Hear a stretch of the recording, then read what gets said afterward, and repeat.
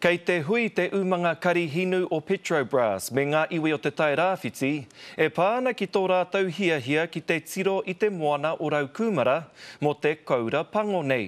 I tū tā rātau hui tuatahi ngā rā tata nei, e whai ake nei te pūrongo Aroihana Nuri. Koinei te ākau orangi tukia, kei raro i te mana takutai moana o Ngāti Porou. Ka tai atu ki waho o te 12 nautical mile region, kaore o tātou mana kōrero. No te mea ko te 12 nautical mile, te mutunga o te mana o te rangatiratanga o New Tireni ki ngā takutai moana.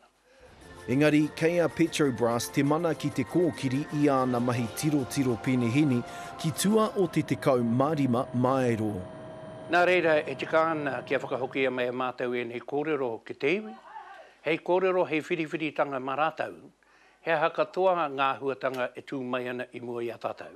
Ki te marae o Ohine Waiapu i rangi tukia, i rongo ai te iwi i ngā kōrero a o rātou māngai. Nā reira, he ahanga whakaaro o te iwi. Ka rau tinu pai ki tērā, pānu ki o tātou kāpata kai. Ka he te mahi a Petrobras. Engari, neki atu i te tekau marima tau a whi wanoa o Ngāti Porou e kēri kohuke ana i ahi te reiria. Kei te kahatana aki tana iwi kia whai whakaaro rātou ki ngā paenga o ngā mahi a Petrobras. Ka nui te ngā mahi ākuni ka hoki mai ki te kāinga. Mo ngā mea kei rāwai i mahi ana i runga ngā oil rigs me ngā gas rigs o ahi te reiria. Hei te tau 2014, ka tukuna ngā mihini keri kohuke e Petrobras ki te takere o te moana o Raukumara.